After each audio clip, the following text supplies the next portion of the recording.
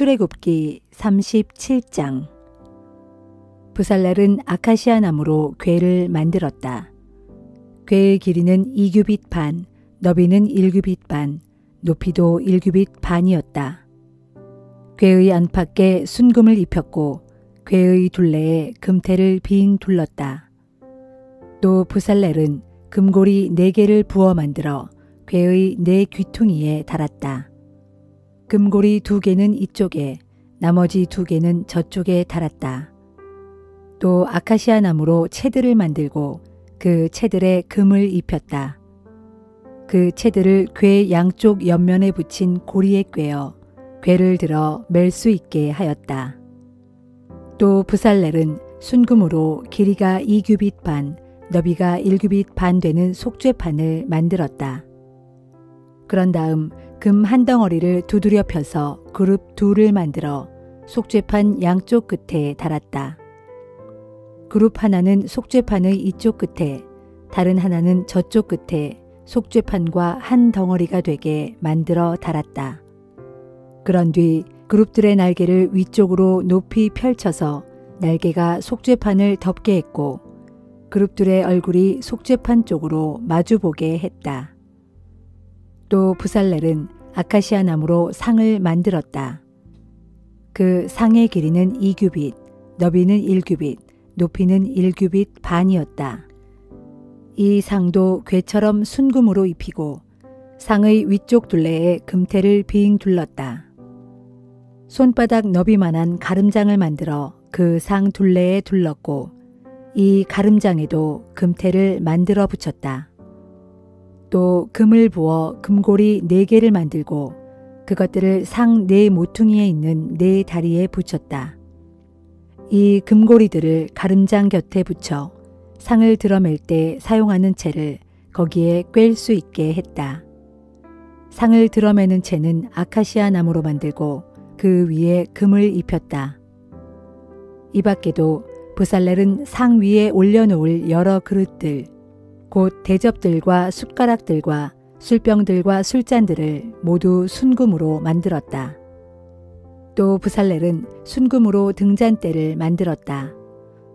그는 순금 한 덩어리를 망치로 두드려 느리고 펴서 밑동아리와 줄기를 만들고 줄기에서 곁가지가 뻗어나오게 만들었으며 각 곁가지의 끝에 꽃받침과 꽃잎 모양을 갖춘 등잔이 달려있도록 만들었다. 이 등잔대의 모양은 이렇다. 곧 줄기의 양쪽에서 곁가지 6개가 뻗어나왔는데 한쪽에서 3개가 뻗어나왔고 다른 쪽에서 또 3개가 뻗어나왔다. 곁가지 하나에는 감복숭아 꽃받침과 꽃잎 모양을 한 등잔이 3개 있었다. 다른 곁가지 하나에도 감복숭아 꽃받침과 꽃잎 모양을 한 등잔이 3개 있었다. 이렇게 등잔대에서 뻗어나온 6개의 곁가지들에는 각각 등잔이 3개씩 있었다. 등잔대 줄기에서는 감복숭아 꽃받침과 꽃잎 모양을 한 등잔 4개가 뻗어나왔다. 등잔대 줄기에서 뻗어나온 곁가지 2개 밑에는 꽃받침 하나가 있었다. 그 위쪽의 곁가지 2개 밑에도 꽃받침 하나가 있었고 또 그보다 더 위쪽의 곁가지 2개 밑에도 꽃받침 하나가 있었다. 같은 등잔대 줄기에서 뻗어나온 곁가지 6개는 이런 식으로 한 덩어리를 이루었다. 그 꽃받침들과 그 곁가지들은 한 덩어리였다. 부살렐은 곁가지 6개를 모두 순금 한 덩어리를 두드려 느려서 만들었다. 이 밖에도 등잔 7개, 부집개, 불똥 받는 그릇도 순금으로 만들었다. 이렇게 부살렐은 등잔대와 그 등잔대에 딸린 모든 기구들을 순금 한 달란트를 들여 만들었다. 또 부살렐은 아카시아 나무로 분향 제단을 만들었다. 길이 1규빗, 너비 1규빗으로 네모 반듯하게 만들었다. 그 높이는 2규빗이었다. 분향 제단과 그 제단의 4 귀퉁이에 붙은 뿔들은 한 덩어리를 이루었다. 분향 제단의 윗면과 사방 옆면과 거기에 이어붙은 뿔들에 순금을 입혔고 분향제단의 둘레에는 금태를 빙 둘렀다. 또 금고리 2개를 만들어 분향제단의 빙 둘은 금태 아래의 양 옆면 밑쪽에 붙였다. 그래서 그 2 고리에 채를 꿰어 분향제단을 들어 맬 수 있게 하였다. 그 채들은 아카시아 나무로 만들었고 금을 입혔다. 또 부살렐은 향 제조공이 향 만드는 방법대로 성별하는 데 쓰는 거룩한 기름과 달콤한 향기를 내는 데 쓰는 순수한 향을 만들었다.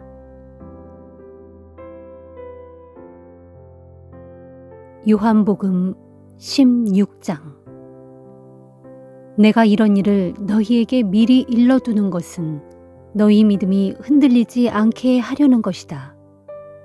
그때의 세상 사람들은 너희를 회당에서 내쫓을 것이다. 그들은 너희를 죽이는 것이 곧 하나님을 섬기는 일이라고 생각할 것이다. 그들이 그런 일을 저지르는 까닭은 내 아버지도 알지 못하고 나도 알지 못하기 때문이다. 내가 이런 말을 너희에게 하는 것은 그런 일이 닥쳐올 때 너희로 하여금 내가 너희에게 경고한 이 말들을 기억에 떠올리도록 하기 위함이다.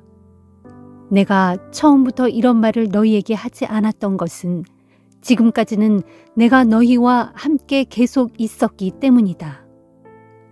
나는 지금 나를 보내신 분에게로 돌아간다.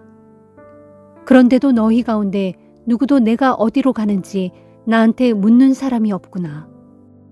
도리어 내가 이런 말을 한다고 해서 너희는 슬픔으로 가득 차 있다. 그러나 내가 진정으로 너희에게 말한다. 내가 떠나가는 것이 너희에게 정말로 유익하다. 내가 너희를 떠나가지 않는다면 돕는 분께서 너희에게 오실 수가 없다. 내가 가야만 내가 그분을 너희에게 보낼 것이기 때문이다. 그분이 오시면 그분은 죄에 대해서, 의로움에 대해서, 그리고 심판에 대해서 세상이 저지른 잘못을 일깨워주면서 책망하실 것이다. 여기서 죄라 함은 세상 사람들이 나를 믿지 않은 것을 가리키고, 의로움이라 함은 내가 아버지께로 가기 때문에 세상에서는 너희가 나를 더 이상 보지 못하게 되는 것을 가리키며, 그리고 심판이라 함은 이 세상 통치자가 이미 정죄를 받았다는 것을 가리킨다. 아직도 나는 너희에게 할 말이 많다. 하지만 지금은 너희가 그것을 감당할 수 없다. 그러나 돕는 분, 곧 진리의 성령이 오시면 그분이 너희를 모든 진리 가운데로 인도하실 것이다. 그분은 자신의 생각대로 말씀하시지 않고 자신이 들은 것만을 너희에게 전해주실 것이며 또 앞으로 일어날 일도 너희에게 알려주실 것이다.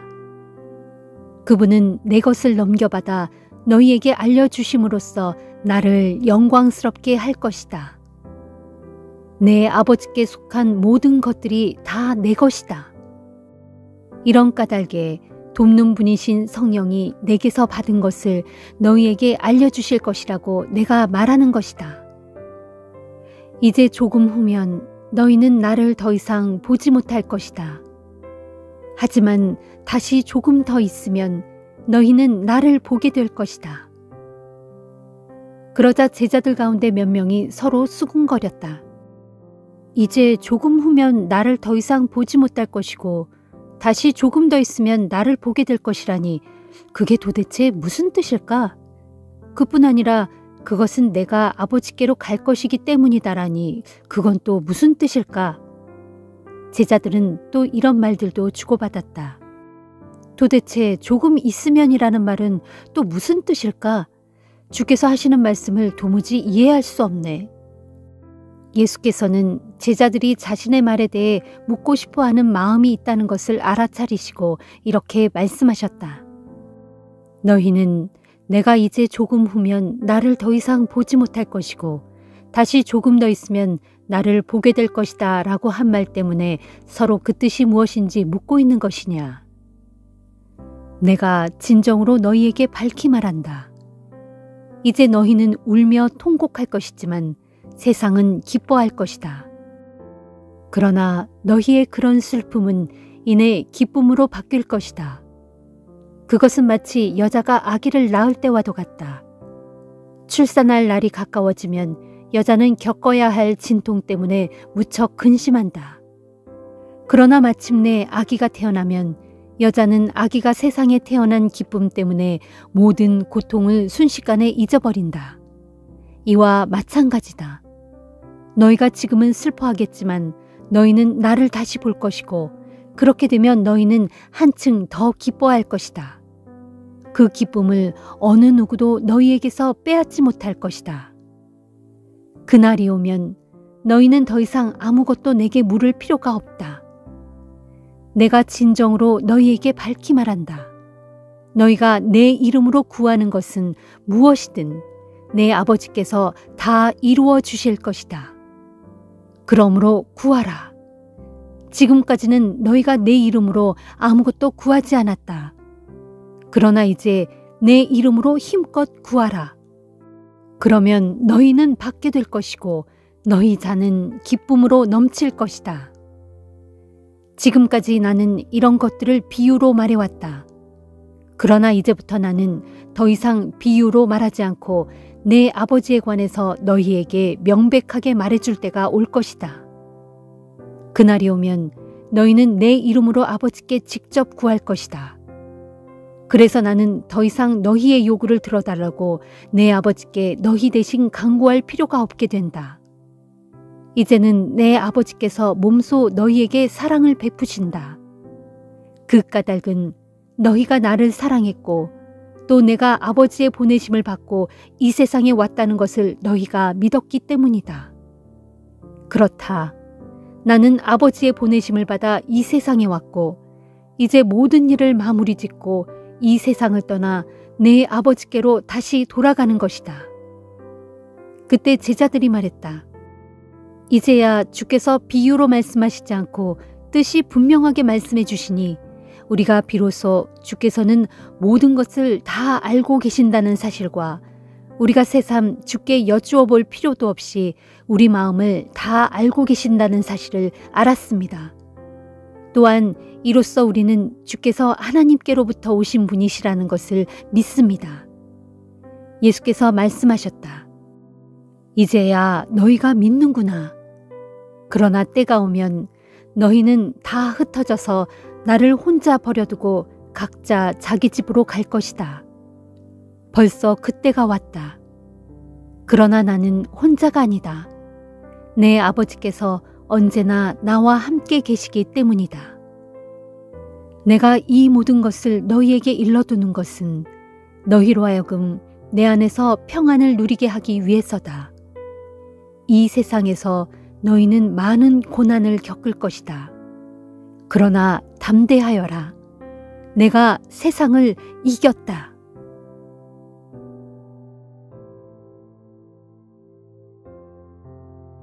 잠언 13장. 지혜로운 자식은 아버지의 훈계에 귀를 기울이지만 거만한 자식은 아무리 꾸짖어도 귀를 막고 듣지 않는다. 선한 사람은 열매 맺는 좋은 말을 하여 복을 누리고 살지만 악한 사람은 스스로 폭력을 부를 뿐이다. 입을 잘 간수하는 사람은 자신의 생명을 보존하지만 입을 함부로 여는 사람은 스스로를 망친다. 게으른 사람은 아무리 바라는 것이 있어도 하나도 얻지 못하지만 부지런한 사람은 자기가 바라는 대로 모든 것을 넉넉하게 얻는다. 의인은 거짓말하는 것을 아주 싫어하지만 악인은 아무런 염치도 없이 수치스러운 짓을 한다. 의인의 의는 그 의인을 지켜주지만 죄인의 악은 그 죄인을 망하게 한다. 부자인 척하지만 아무것도 가진 게 없는 빈 털터리가 있고 가난한 척하지만 큰 재물을 가진 부자가 있다. 부유한 사람은 재물로 자기 목숨을 건질 수도 있지만 가진 것 없는 가난뱅이는 협박당할 일조차 없다. 의인의 빛은 밝게 빛나지만 악인의 등불은 금방 꺼져버리고 만다. 교만한 마음은 다툼만 일으킬 뿐이지만 지혜로운 자는 충고의 말을 잘 받아들인다. 부정하게 얻은 재물은 점점 줄어들지만 수고하여 알뜰살뜰 모은 재산은 점점 늘어난다. 소원이 이루어지지 않으면 마음이 병들지만 소원이 이루어지면 삶의 생기가 살아난다. 말씀을 우습게 여기는 자는 망할 것이지만 계명을 존중하는 사람은 상급을 받는다. 지혜로운 자의 가르침은 생명의 샘이어서 사람을 죽음의 덫에서 벗어나게 한다. 선을 이루려는 지혜는 호의를 불러오지만 악을 행하려는 죄인들의 길은 험난할 뿐이다. 지각 있는 사람은 잘 알고 신중하게 행동하지만 어리석은 사람은 자기 어리석음을 훤히 드러내고 다닌다.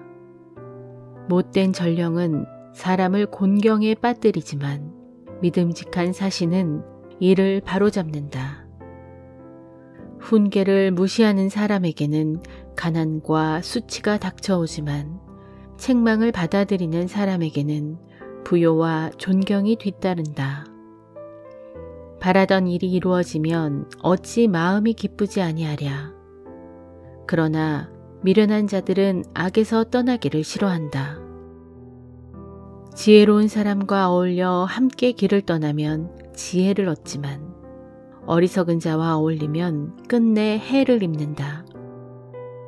죄인에게는 나쁜 재앙이 따라다니지만 의인에게는 좋은 보상이 따라다닌다. 선한 사람의 유산은 자손 대대로 이어지지만 죄인의 재산은 다만 의인을 위해 대기하고 있을 뿐이다. 가난한 사람이 밭을 갈면 많은 소출을 거둘 수 있지만 불의한 마음을 품으면 다 날아가 버린다. 회초리를 아끼는 사람은 자식을 사랑하지 않는 것이다.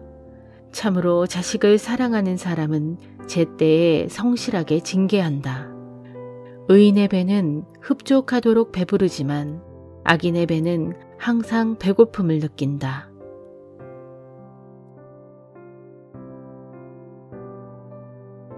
에베소서 6장. 자녀들이여 주 안에서 부모에게 순종하십시오. 그것이 옳은 일입니다.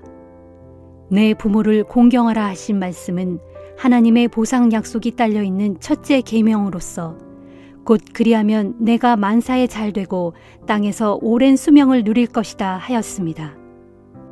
또 부모들이여 여러분의 자녀를 자극하여 화나게 하지 말고 오직 주의 교훈과 훈계로 잘 기르십시오.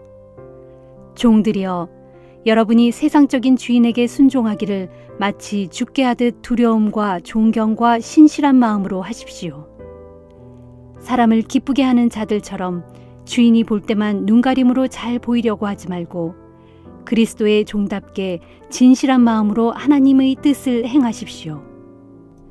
사람에게 하듯 하지 말고 주를 섬기듯 온 마음을 다해 성실하게 섬기십시오.